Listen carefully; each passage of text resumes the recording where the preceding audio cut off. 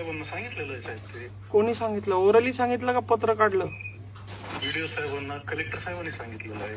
आता कलेक्टरचं पण ऐकत नाही का तो व्हिडिओ? आता यांना प्यायला पाणी नाही ना, त्यांच्या वरचं पाणी घुसलं ना विहिरीमध्ये.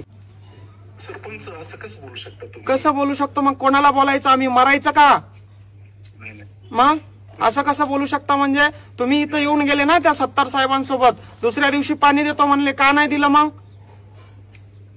असं कसं बोलू? मी हे बघा, मी ऐका, तुम्हाला फोन लावलाय, मी कलेक्टरांना पण असंच बोलणार आहे. म्हणजे आम्ही मरायचं का तुमच्या भरोशावर? नाही, जबाबदारी सगळ्यांची आहे ना. मग का पत्र काढलं का तुम्ही? एखादं पत्र काढलं? सरपंचाचे आहे, ग्रामसेवकाचे आहे, सगळे. सरपंच ग्रामसेवक जरी असले तर प्रशासन म्हणून आपत्ती आता ढगफुटी झाली तर सरपंच कुठून आणणार आहे पाणी? मग तहसीलदार, तालुका दंडाधिकारी कशासाठी आहे? बीडीओ गट विकास अधिकारी कशासाठी आहे?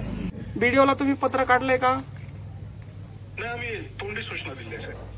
मग आता तोंडी सूचना देऊन सर तुम्हाला 3 दिवस झाले, तुम्ही परत येऊन बघितलं नाही.